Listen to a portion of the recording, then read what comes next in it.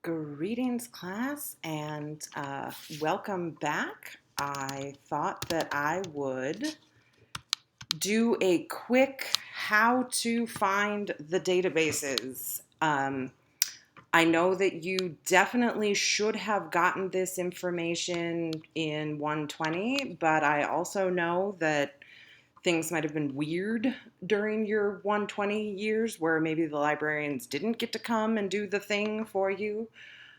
So let's check out how you can quickly do this. Quick links, academic databases. Boom.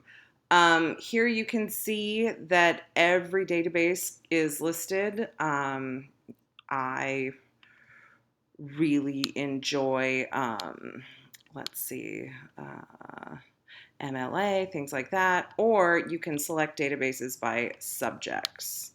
So, if you are looking for, let's see, check these out by what your subject is. So here we are in health, nutrition, and exercise science. That will give you what are the top databases for that subject. That will also tell you who your librarian is for that. What else we can do? I think that is our health one, hospitality management, tourism, management, marketing, microbiology. So you can get usually pretty specific nursing programs. Here are the main health sciences librarians, still the same, but here's your main databases that you might want. I tend to work in a open new tabs kind of way where I pull out all of the databases that I want to start looking through because again, these are all separate databases that NDSU pays subscriptions for you to have access to. So here we are with login. Oh, I probably should have, no, I should do this from scratch so that you see that you need to log in. Okay, send me a push. Boop, approve. All right, that should get us in. Now, the important thing is, and actually I'm going to go back and realize my error. Maybe now that I'm logged in, it won't make me do it 10 more times. Let's see, I've got a question from a student on basically how to find databases. So here we are. We are in 1, 2, 3, 4, 5, 6 databases that are very specific to nursing. And again, other subject areas. Quick links, you go up here, academic databases. This is where you can work from on the NDSU library system to take access to those very specific ones. Let me find this question. And let's look at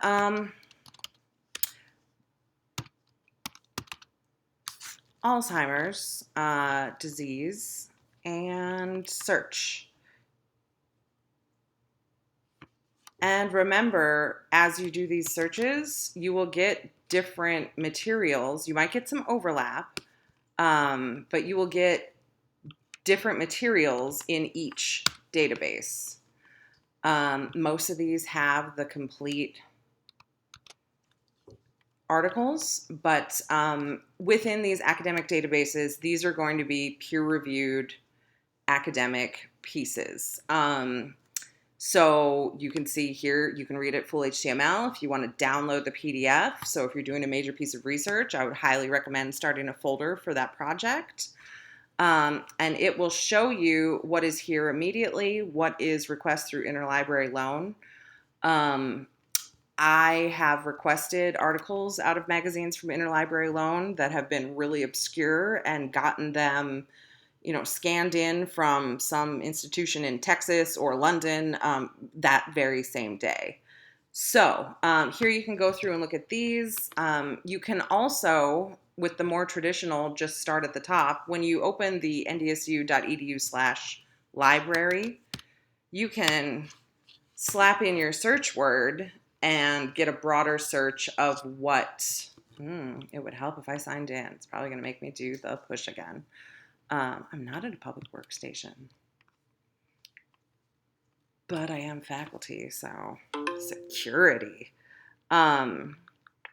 You can start here if you would like. This is totally acceptable on the homepage search bar.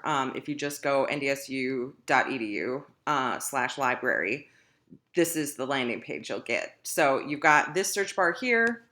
That'll give you broader what is in the stacks and things, but also that quick link to the databases is right here. From here in Ex Libris, you can see here's a fact sheet. Let's see. These are all kind of guidelines and fact sheets, and you can check out a book. You can check out that this is what we knew in 1996. This is what we knew in 2002, which at this point is 20 years old, sort of 10 years ago. So you've got options here. This is library media. You can pop in and be able to watch this video. This one available online. This looks like it's going to be some sort of pamphlet that would be financial planning for people with Alzheimer's disease. Great, full text availability right here. And then you click on it and that is a link. Usually it will take you exactly to where you need to be, especially if you have bothered to log in on that first page in the library website. So here you won't have any more sort of password walls on this page, your clickable links. So here we've basically got a project on financial planning with Alzheimer's that looks very much like a real life version of your unit assignment. So I think that hopefully that will help you. What is happening here? I think this is a very vague piece that I've done here for the search criteria. Let me see if I can bring up an example of something where I definitely knew what I was looking for. How about that? If you're looking up a particular article or book, a lot of times you will get a review. And so you can see here that if you're looking for Stephen Katz's Ethic of Expediency, this is Questioning the Motives of Technical Communication and Rhetoric. It's written by Patrick Moore. So this is not Stephen Katz's Ethics on Expediency. This is a review. Okay, so you can see here we have specifically another review. These are basically rhetorical analyses. These are editorial reviews. These are other scholars' opinions. So these are what I want you to avoid. You're not doing a literature review of another person's literature review. You're finding original sources and doing those reviews. Here you can see this is a review of a review. Whoa. So Patrick Moore, that was that first one that we saw up here. So you could read the original and then this one is responding to it. So that's, Stephen Katz is bouncing back. Drama. So you can see here how it's a little bit articles, and it will show you that it is in a peer-reviewed journal, but you can recognize that if you're looking for Stephen Katz's Ethic of Expediency and this journal article is written by Patrick Moore, it's going to be a literature review of that book. And so those are the sources that you do not want for this particular assignment.